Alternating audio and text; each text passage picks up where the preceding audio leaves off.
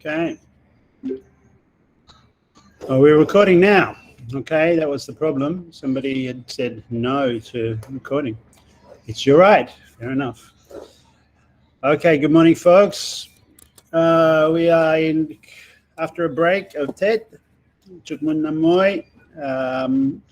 Happy welcome back to not school, to online lecture number 6. Critical thinking of the social sciences, and we're looking at university and business links today, and critical perspective on that, of course. The context for this is some of the stuff I talked about last week. So we're, in a way, we're revisiting part of the question of the brain drain. Right? This I've been through this before. But the outbound mobility of students, graduates, like the best of the country, going outside of the country to give their best years, someone might say, elsewhere. And in the context of a very fast-growing middle class in Vietnam, I haven't seen numbers, but I'm starting to see articles sent to me for review from journals talking about the growth of the middle class, and the government statistics show that. I haven't seen recent numbers, I mean. There's a pressing need to really consolidate, establish, and then consolidate a robust tertiary level higher education system. Much expanded. I mean, much expanded. Well, the need for it is debatable, depending on the needs of the overall society, right? But it seems that this society wants to go the way of others in the world, where, for example, in the places I know, Australia and the UK and Germany, there had been a massive increase in the percentage of young people going for tertiary education, to the point where 60, 70, 80 years ago in Britain, it was less than 10% went to university. Now we're edging past 50%, and very similar in Australia. So Vietnam is doing the same, but for national interest reasons, but also for just convenience, and forced actually upon us more and more by things like pandemic, there's a need to become an inward mobility country and challenge regional centers, becoming an attractor for higher education, not just to draw in international students to Vietnam, but to make Vietnam universities internationally competitive, so that they are on the scale, on the same, or in the region of the best universities available. At least some in Vietnam should be in the top, as has been the effort of TDTU, of course. Right? So this, I think, has been considered one of the biggest problems in higher education in Vietnam, and the one that TDTU had been aiming at solving by becoming the #1 university in Vietnam, becoming one of the top universities in Asia, and joining the world top 500, which is completely possible, but also takes an incredible amount of effort and work. It's not a quick fix thing. You can't just throw money at it. You have to build a culture of higher education and of research, and really see higher education as something different than it has been previously. Right? It can't just be school instruction at a higher level. It really has to be cutting edge, best practice, international or better standards. And then the question of what is distinctive about Vietnam higher education that can be offered to the world, effectively, to mean that Vietnamese students want to stay here because they will get the best, and that other places, some of them want to come here because there's something unique and it's also competitive with the best. So for our faculty, for example, there's the issue of internationalization. That's a key component of the overall TDTU strategy, that our faculty should be a place where the conversation is going on, right? The intellectual, political, social, sociological, cultural, arts, humanities, social sciences debate, what debate there is going on at our place, so that people feel like they have to be there. You know, like you want to be at the place where the debate is going on, where the students and researchers are at the cutting edge of discussion. And if we're a research-led university, we can do that. If we're a research-led faculty, we can do that. If people have the time to do research, and then you'll have those researchers who are the best in their area doing the teaching. So and this is what students must want, surely, if they think about it. They want to be taught, they should want to be taught by the best researchers, so that you get completely up to date, the word from, what's really current. So we are developing our research degree. The MA has been accredited, and the PhD soon. And we're addressing this question of the brain drain and internationalization, right? Because we believe, and because we should believe, we should aim to make a contribution to these really important scholarly academic debates, research and policy, and just discussion at all levels, to build a culture of quality education. And I know last week I also said education is not necessarily a social good. Just wanting to raise the question of a critical question about whether education, given its history, is always a good thing. It comes out of, in England anyway, introduced education to occupy and develop the workers, young workers, underage workers, if you like, in a few hours each week while they're still working in factories. And it's about training, effectively, workers for developing skills in industry.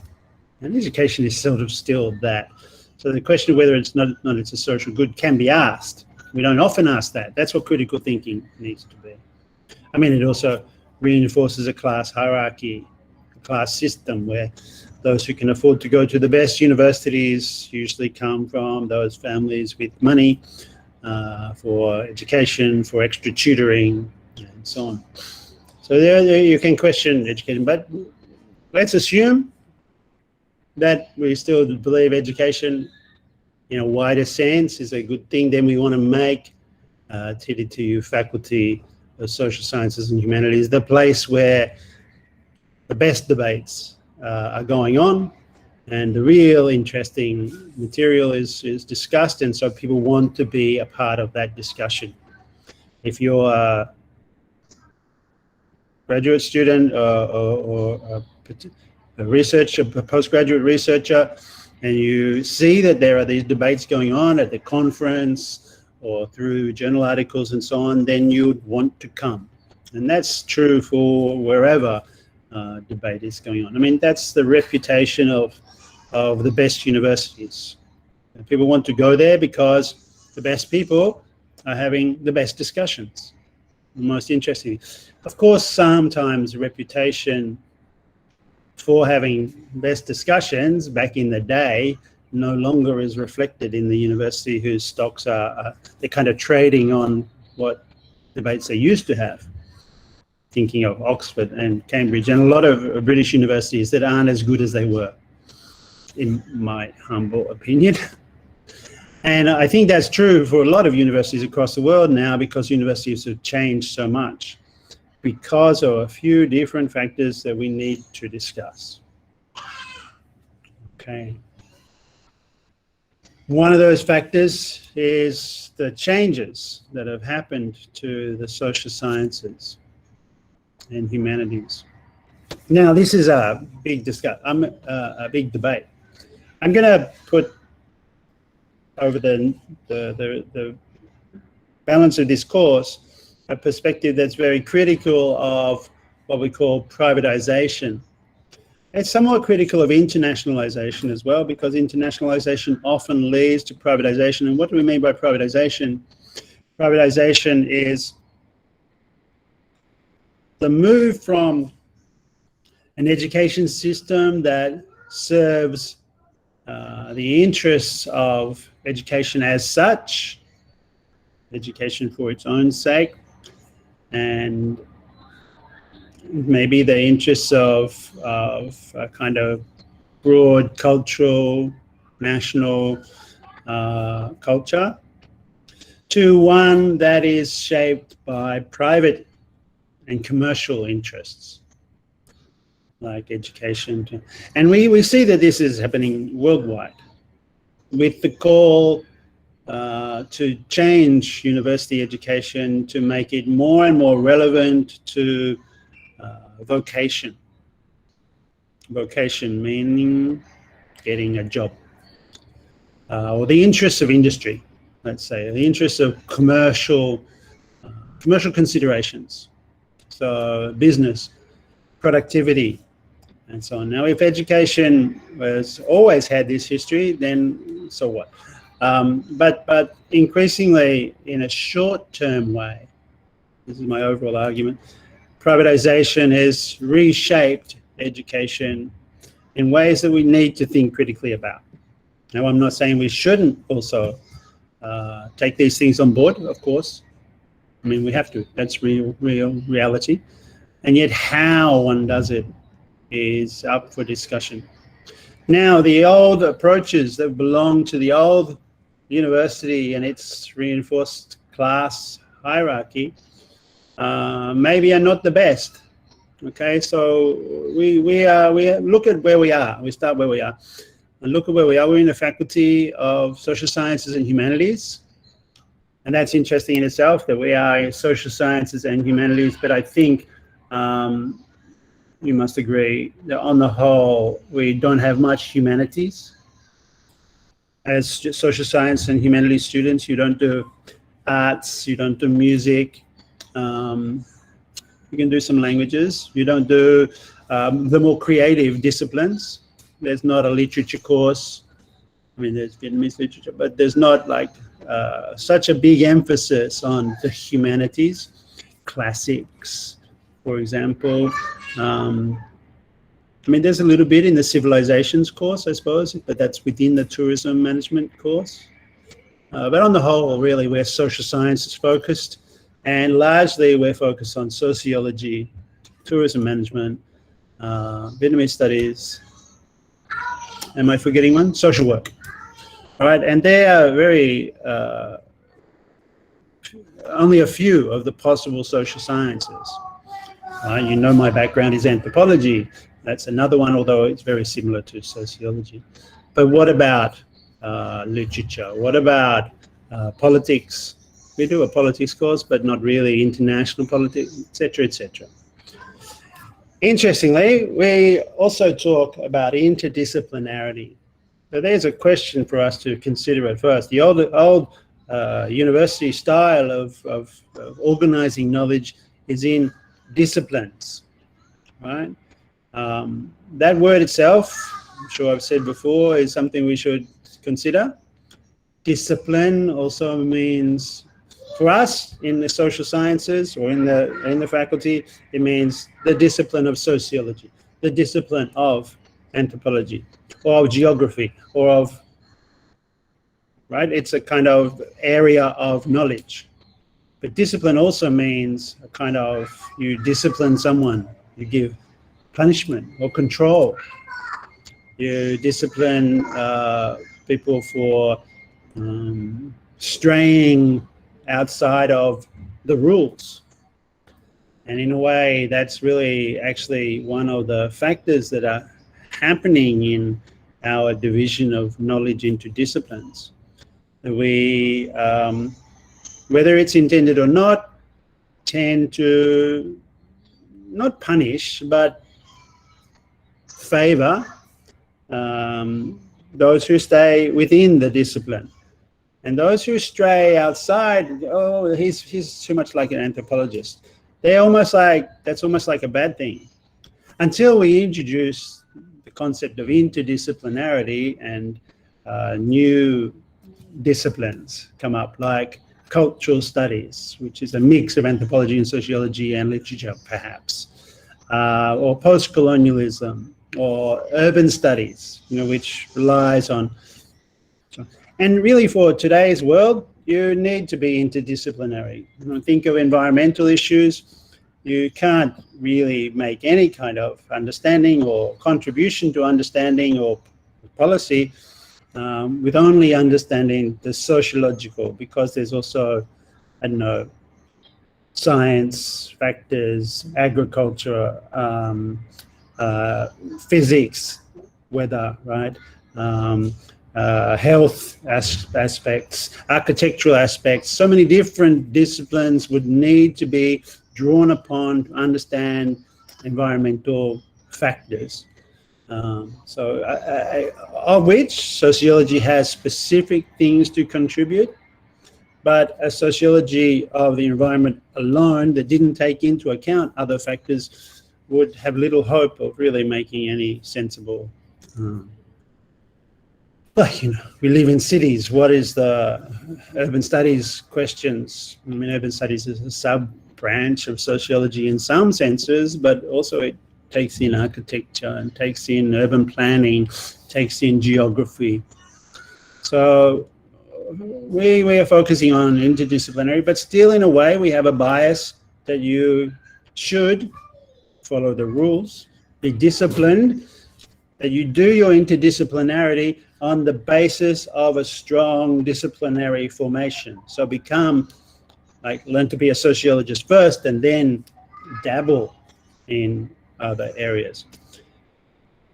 I think that's a problem, and I don't have an answer for that one, but it's an important way to think about how we are working with knowledge.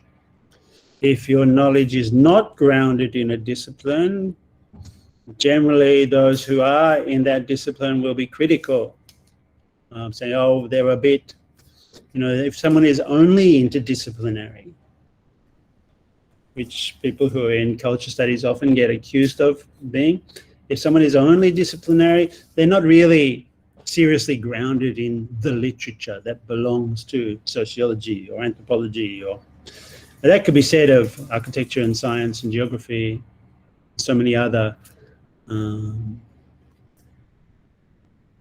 style. This way of thinking about knowledge, dividing into disciplines or different, another metaphor used is different fields of knowledge. That should evoke something, right? Think about what that metaphor is. A field of knowledge. Is knowledge like farming? You have one field that has corn, one field that has cows, one field that has rice.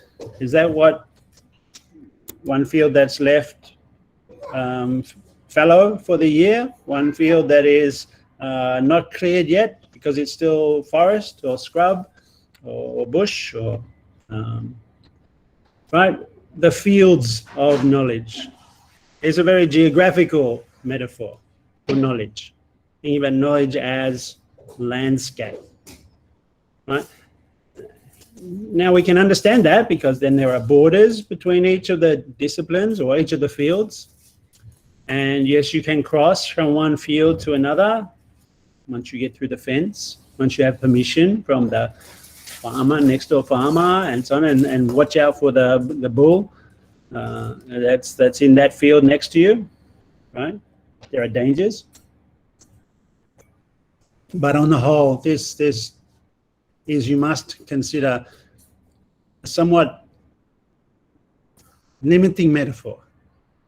I mean, there are other possible metaphors. For example, you might think of knowledge as not something that's built on a specific plot of land, on a specific disciplinary set of rules with a certain set of borders. You might think of knowledge as something more fluid, something that flows, something that is not so controlled. And in fact, the possibility of critical thinking requires us to somehow escape the rules and restrictions and discipline and borders of the fields of knowledge, model of knowledge. And in fact, being educated is being able to move from that field's metaphor to something else, to be able to work in different fields and across fields, or in fact to forget about the fields metaphor and think in terms of flow, or another style of research which is possible, which I'm inspired by texts that I'm telling you about, is to think in terms of an ethics of project-based research, right? That instead of working in a discipline, you working as a lone researcher in a discipline, the person who is trained in sociology, the person who is trained in anthropology, you get a number of people together in a project group, which is not necessarily a long-term thing. It might be just for the duration of one research project, and work in teams. This sort of metaphor is beloved of places like Microsoft and Google, right? So it's also partly privatization. But the idea of project-based, team, short-term, task-based knowledge creation is somewhat different to the old style of big blocks of knowledge that belong in the library in a certain shelving section, and you know, tell you something that's true and true forever. And we know in the sciences, nothing is true forever. What is true 50 years ago will be outdated. Not everything, but you know, think about the history of physics and Einstein and so on. Think about the way in which sociologists do work, or even anthropologists. Nobody really does things like Malinowski did, although some people say they do. This is the context of our disciplines and our thinking of the university as we enter a global university's teaching context. Okay? And of course we have some disciplines that are more grounded in national traditions and Vietnamese studies, literature, and so on. And are influenced by national history. You might think of the influence of Confucian thought, administrative thought, or of party-oriented Marxist struggles, or so on, that are specific to Vietnam, that can be built on as we become interdisciplinary and internationalized. But this internationalization requires some thinking as well. What is internationalization? What are the aims of internationalization? So we're talking about the transfer from a structure of disciplines and knowledge, structure of knowledge that belongs to a national level, to one that enters into very competitive, global and market-oriented education. The focus is on projects, the focus is on outcomes. Its context is vocationalism. And it has a rhetoric of critical thinking, but part of this course is to think whether critical thinking is really critical thinking, right? And what sort of contribution we all make to that internationalization process, since we are at TDTU, and TDTU is the leading university that's one of those pushing this charge, what the government wants to happen, but also what TDT wants. And how do we collectively develop a kind of way of doing knowledge, a way of doing education that engages the strengths of the context where Vietnam is coming from and what it wants to achieve on an international stage. Now, we can talk about a few key things, but I'm going to have some fun by looking at things from the business side. I mentioned very quickly something last time about everyone being a researcher. These are some kind of values that I think we can think about as context. Everyone is a researcher. Critical thinking being a ruthless criticism of everything that exists, which is a quote from Karl Marx. His, what was it, letter to Arnold Rouge in 1943, I think. He said, this is the task of communists. There's a ruthless criticism of everything that exists as a way to just see and understand what is going on, right? It's not criticism for the sake of criticism. It's criticism so that you will be able to understand. And this takes time. There's no quick fix, and it takes capacity. You need to build the capacity of university so that you have, and I don't think we're anywhere near there yet. You have to have researchers doing exciting, cutting-edge research, and they need to have the time to do that and to teach. Right now, I think our faculty, for example, we haven't got the balance exactly right. There's not enough time for our researchers to research because they're doing quite a lot of teaching. We need more people, basically. And that's true for the country as a whole. And I showed some statistics last time that looked at the percentage of university teachers in Vietnam as a whole that have PhDs. And it's quite low, and the government wants to push that number up fast. It's not meeting the targets yet. But it is, and our university is putting some considerable effort and money behind that task, that aim. Capacity building is one way of building up the higher education system, and it's sort of in a dialectical relationship with the brain drain. If the university system becomes better and better, there will be less people wanting to go outside. The discussion will be better inside the country. People will want to come. There's a dialectic, but it really requires all the foundations of scholarship to be in place.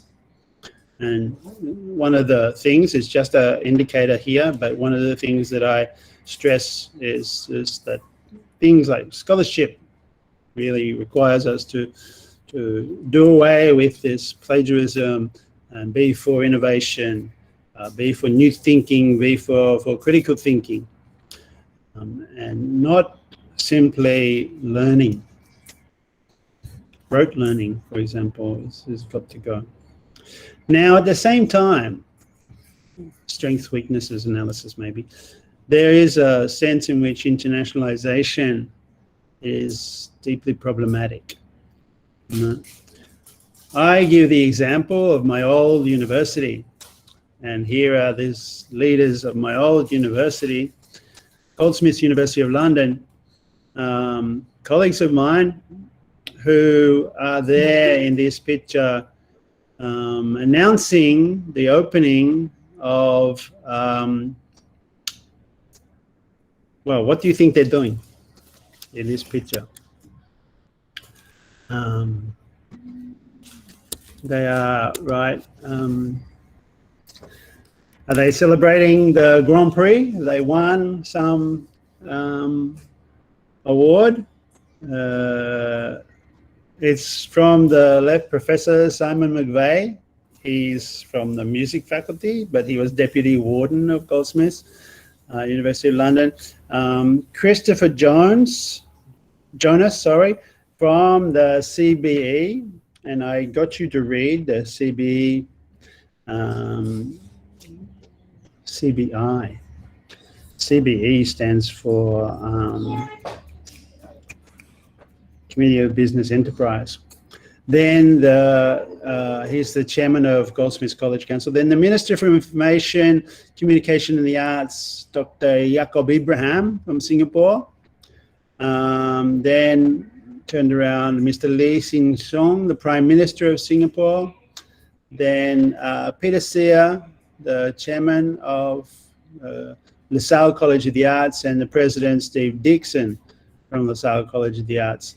These good old boys are celebrating with their magnums of champagne the announcement of an international campus of our university in Singapore. So a London university setting up in Singapore, a bit like RMIT from Melbourne setting up in Ho Chi Minh City, right? This is the opening of that. Actually, not the opening of the college, it was, they bought their way into it, right?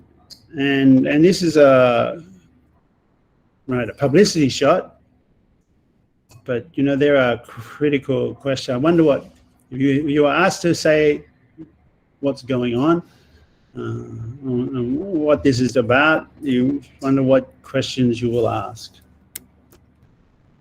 I mean, there's a bunch of 60-year-old men celebrating with champagne. No women are there. No students are there. And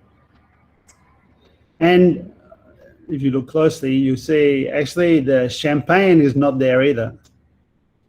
They're not actually opening magnums of champagne. This is a kind of gimmick. They are opening, there's a kind of, they're bottles, sure, but you pop the cork and inside, like a gimmick, pops out some golden tickets, something like the equivalent of lucky money, right? Golden confetti or golden tickets, the ticket to education or something. So it's like an alcohol-free celebration, but they still are referencing, in a way, they want to have won the Grand Prix. They want to have been driving their racing cars and winning the checkered flag, but they haven't. They haven't even got to shake any champagne over a beautiful model and do what those Hamilton and the Ayrton Senna and all those race car drivers might have done. This is their fantasy, right? It's a little bit embarrassing, actually. They are like non-alcohol, non-racing car success. They are celebrating a business deal, basically. Fair enough. Okay, you can celebrate a business deal, but let's remember what it is and recognize that no students are in this picture, no staff members, women, no management. Yeah, these are the, okay. So in this context, internationalization is something different to how we were talking about best practice and cutting edge research and innovation and projects. It's really a kind of colonial project, a British university setting up in Asia because that's where the money is, basically. They are, the University of London Goldsmiths, they're not altruistic. They don't do things for out of some kind of sense of philanthropy or international aid or something like that. They're not setting up this school to help the downtrodden or the poor or so on. I mean, Singapore, right? Big business center. They are there to hook on to internationalize and maximize profitability of the university and find a funding stream that will keep the university going, right? Because that's the nature of the business now. If you don't do this, you can have trouble. Like there is less and less government funding, so if you don't, as a university, you don't make money, you will become second rate. You need to be making a profit. And the way that they've thought about doing this is to make their profit outside of England, because it's hard to make a profit inside England if you're a university, traditionally, although they are charging fees for international students, but less international students are coming. We talked about the amount of fees they get, right? But if the brain drain is somehow reversed, as it has been in Singapore, then less students are coming from there. That means the universities who want to make money from them need to go there. And that's what they're doing. That's why we see international universities come to places in Asia. They're not there because RMIT is not there because RMIT wants to help Vietnam. They may say that, but really it's a business. The same with Fulbright, the same with Greenwich, the same with in China, Nottingham, and in Singapore, Yale is there in Singapore. It's done a deal with the National University of Singapore, and Monash University in Malaysia, so on and so forth. So many examples. And these are ways of university, and not just Western universities, Japanese universities, Nagoya and Tokyo setting up, Nagoya in particular setting up in Hanoi and in Cambodia and Laos, to access money from the middle class who are aspiring to get university education and can't yet go to, might not yet go to Japan or Australia or the UK. I mean, this is the context of higher education as a business. But this is the teaching side. It's not just about teaching. It's also about research and developing research for vocational reasons. You want your best teachers to be doing best practice research as well. So this question of what research they do is important.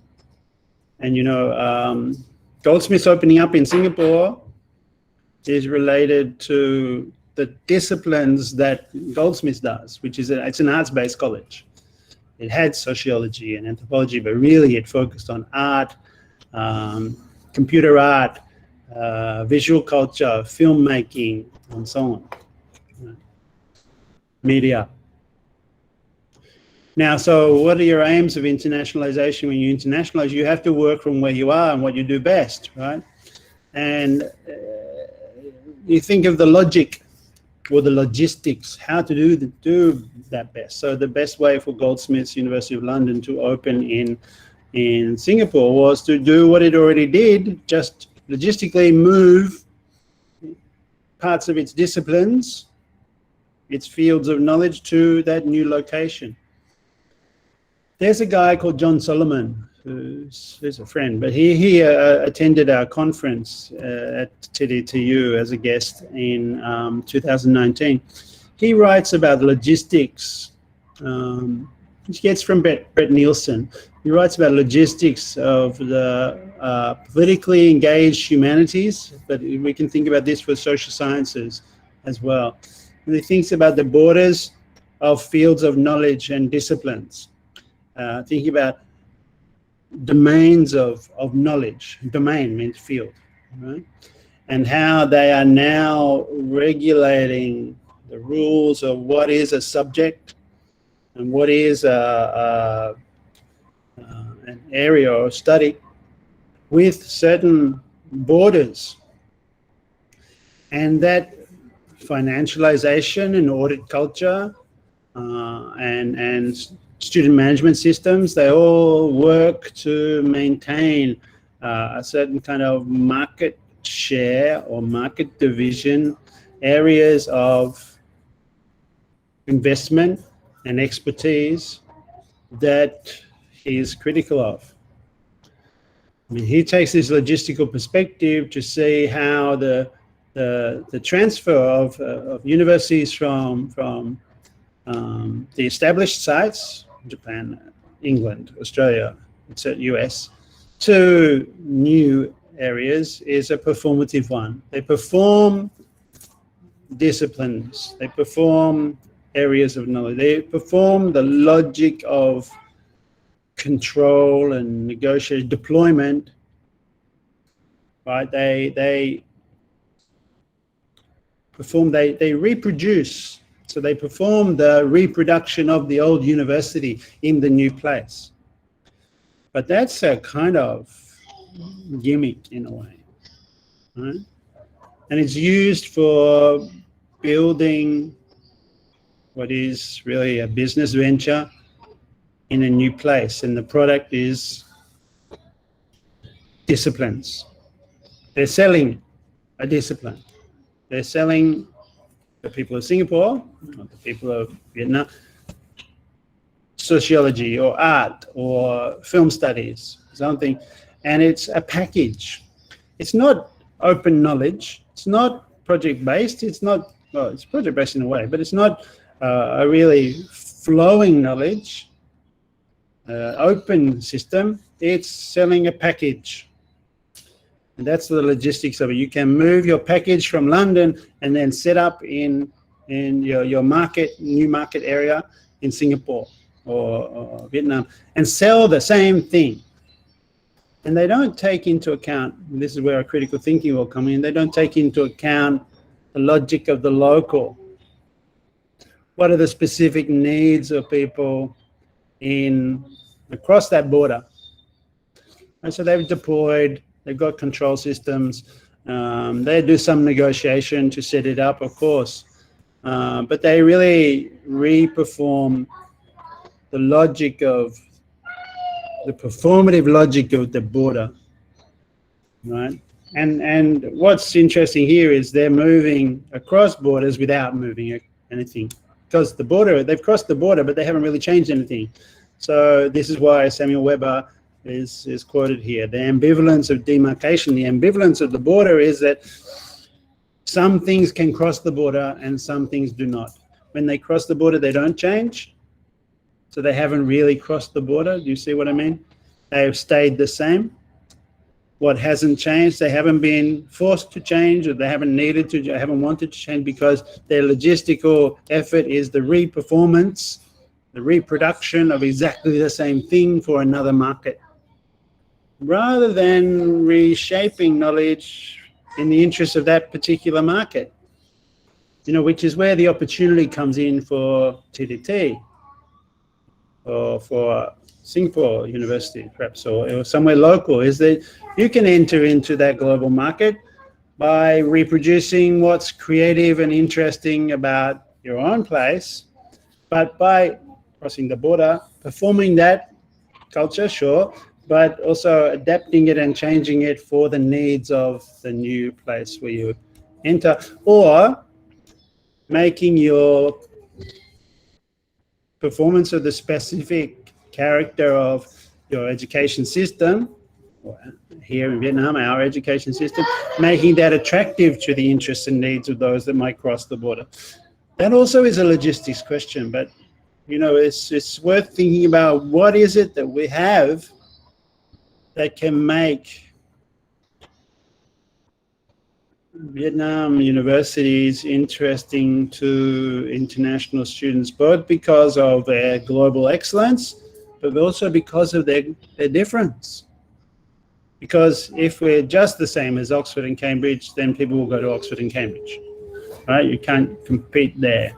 To a degree, you have to get the same kind of people, because that's the bench, that's the high standard, right? The high water, the mark of best practice.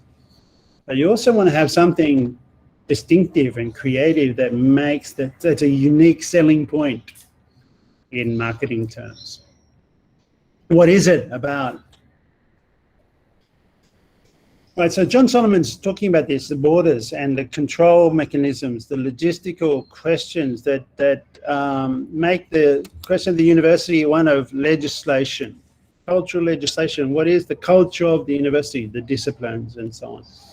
And now it was the case that the idea of the university was a site of national, vaguely, national cultural identity. And people that went through that system were cultural figures, right? And the meta subject, right? And that was also graphed onto an abstract ideal of the Enlightenment, knowledge, rational knowledge, objective citizen, as if the rational inquiry, that ideal Enlightenment figure was the only way. And maybe it is. Maybe rational thought is the be-all and end-all of all knowledge. But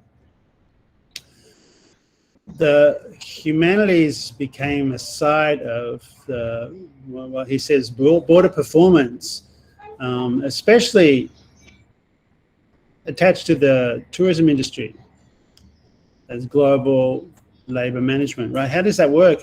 The humanities became more and more the study of cultural identity rather than social processes. This is the humanities, not sociology as much, so cultural studies. He's criticizing cultural studies here, especially. I know we don't study cultural studies as such, but we study a lot of cultural studies authors. And mainstream cultural studies became more and more kind of tourism, a kind of celebration of exotic identity as a marketing thing. Come and see the Indian culture. Come and see national Vietnam. Yeah.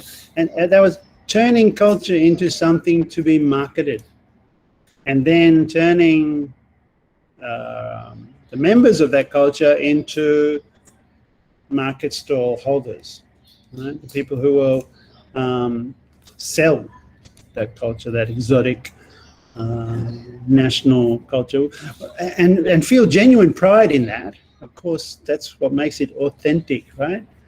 But we can question that. Not question its authenticity, but question the way in which authenticity is used to sell culture, because culture authentically is not for sale, we might think, right? So yeah, Solomon's essay is really interesting. I'll put a link to it. I might even put it on. I'll put it on the essay on the classroom list, and on the Google Classroom. And my daughter's in the background. Do you see her? Annabelle, you need to be in your class. What's happening? I'm in class. You're having a break. Okay, can you eat some of those chips there that I've set up for you? Sorry. No, I shared with some. Okay, now I'm teaching. My class is on. Sorry. I don't know where we are. I think I need to have a break now. Right. So let me get back to this. We'll take a 10-minute break, and we'll start the recording again.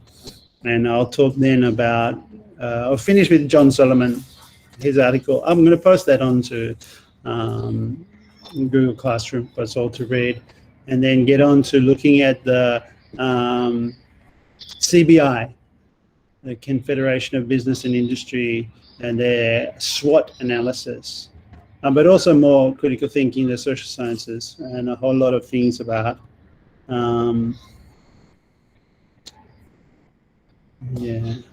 internationalization is finished, about critical thinking in general. Actually, I want to talk about criteria for scholarship, the kind of things that we need to keep even as we do broader performance of what's distinctive about our unique selling point, USP. Okay, so I stopped for a minute. So it's 10:22 now. At 10:30, we will start again. Thanks so much.